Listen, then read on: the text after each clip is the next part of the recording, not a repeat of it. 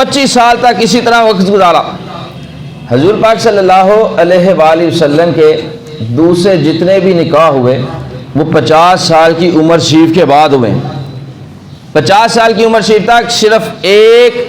بیوی تھی، ام المومنین سیدہ خدیجہ الکبریٰ رضی اللہ تعالیٰ عنہا، اور یہ 50 سالہ زندگی مبارک اہل مکہ کی نظروں کے سامنے گزری،